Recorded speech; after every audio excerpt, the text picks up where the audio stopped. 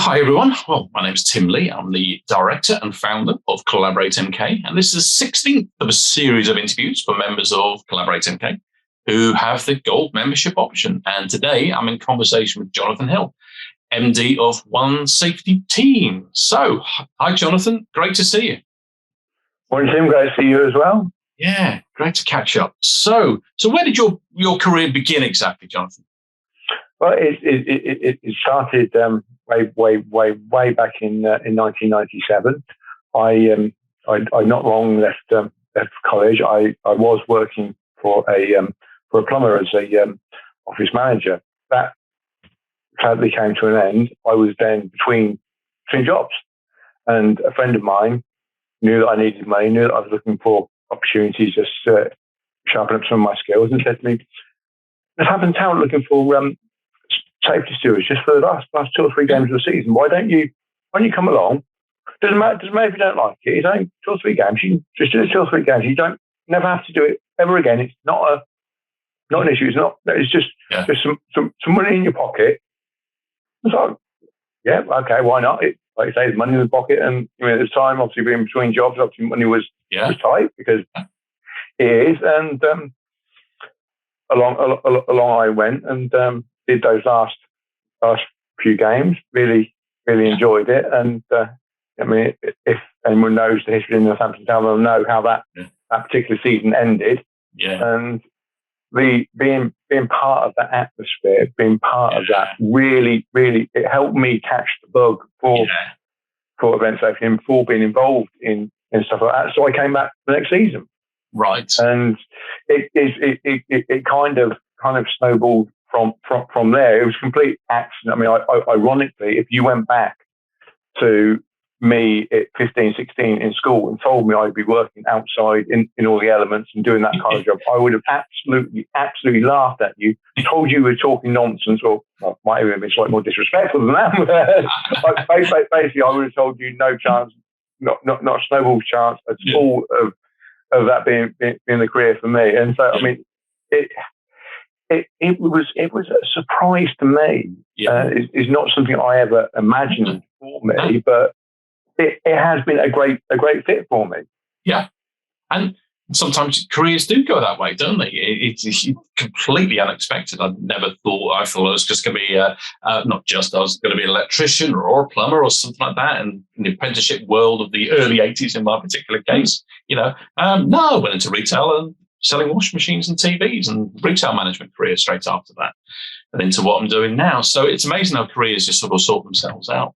So in your industry, what sort of challenges do you face, and how do you help businesses on the safety side of things? So the challenges can be quite wide ranging, and a lot of the time it is about helping people to understand the value of having safety and the consequences of not having the right things in place. There are various different things that an expert like me can do and brings to the table. I mean, a lot of health and safety and general risk assessment is very much common sense, and most people, if they sat down, can put that together. But obviously, where I help as an expert, obviously I have that knowledge. I know what has worked previously, and what have we. I have that industry knowledge, and I have that experience that I fall back on. And for me, I see myself very much as a critical friend and somebody that will tell you and will be honest with you and tell you can't do that because there's these issues. And in the same way as any business owner knows their business, I will never know their business as well as a business owner. That's never going to happen. I will never know their industry as well as they do. But that's not my role. My role, like I say, is about being that critical friend and challenging the culture, challenging the status quo, and making sure. Because for me, one of my favourite signs I ever saw was, we want to say goodbye to you, and we want to see you again in the morning. So please drive home safely. Yes. And that was a sign that was on the exit to a very large multinational. I won't name because obviously recording, but that was literally that was the last thing that every one of their employees saw of an evening when they drove out of the car park. Wow. And sometimes you do have to sort of hit home like that to get the message over as well. So that to me, I think, is a good move. So on top of the safety side of things and the events that you look after, what other services do you offer? Well, you'll see all the different One Safety Team brands just coming along next to me on my left hand side here. Yeah, nice. So you got One Team Event Safety Management there, which obviously covers the event safety side of things. Yeah. And then there you go, One Team Health and Safety Management that covers the more.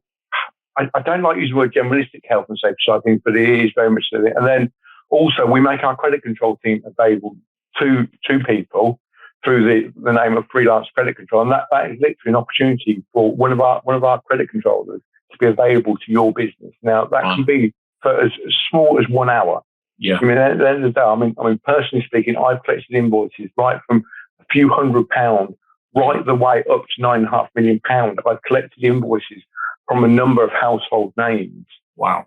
Again, I'm not going to name them particularly, but I know the systems. I know the challenges of navigating an invoice through the large PLCs and what they need. What has to be remembered is obviously a lot of them, they have ISOs in place, they have procedures in place where any invoice needs potentially 3 or 4 sign-offs, and certainly larger invoices, perhaps 5 or 6.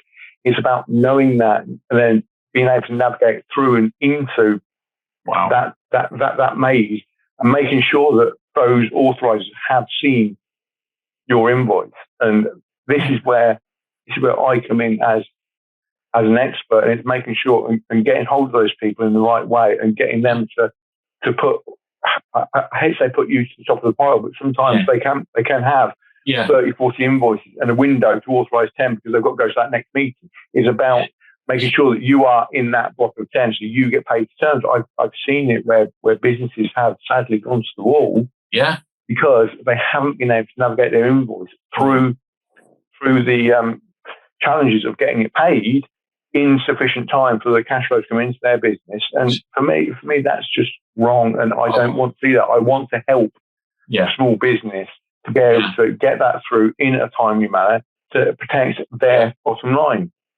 And get those procedures in place because businesses' cash flow is absolutely vital. It just needs to be managed half the time. There might be full intention of that other business to make the payment, they just haven't got round to it, or someone's on holiday for 2 weeks. That's the sort of irritation, isn't it? It happens. And it is the case then. Okay, is there a delegation of authority in place? Yeah. No, okay, right. Can we make one up? yeah. Okay, so if you're sitting in his kitchen, can you talk to your IT department, get it to your key so you can authorise it for me?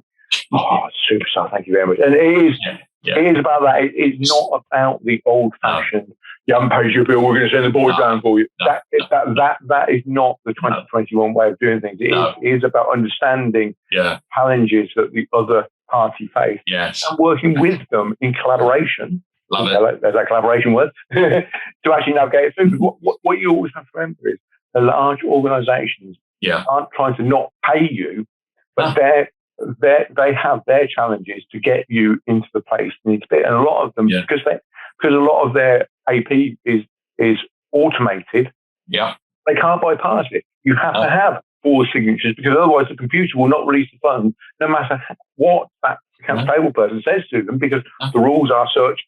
4 signatures. If the computer's got 4 signatures, on the pay run. If it's only got 3, you ain't on the pay run. And it is that simple. Simple as that, isn't it? My word. So, listen, you've done many, many events over the years. So, has anything humorous particularly happened to you over the years at a sporting event? There are a few, and certainly if you went onto YouTube, you can actually see some of mine that I've been involved in, and there is also a couple of YouTube videos out there where you actually do see me doing what I do.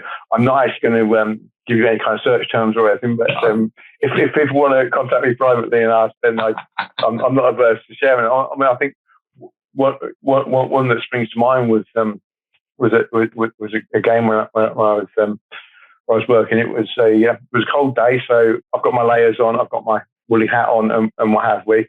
But because I was flying around doing so many things, I was getting quite warm, even though it was a cold day. Yeah. So I took my woolly hat off, and at that point I had to go onto the pitch to actually put out a pyrotechnic, which obviously, please, for those at home, don't try and do it unless you've been trained. Safety announcement, because I'm safe to go, and after all. So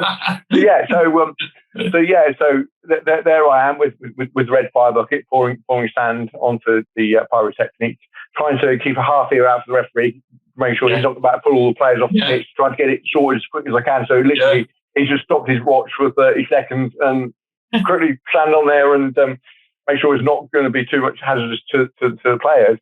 And at that point, one of the press photographers, bless them, got an absolute perfect picture of me doing my job. Yeah.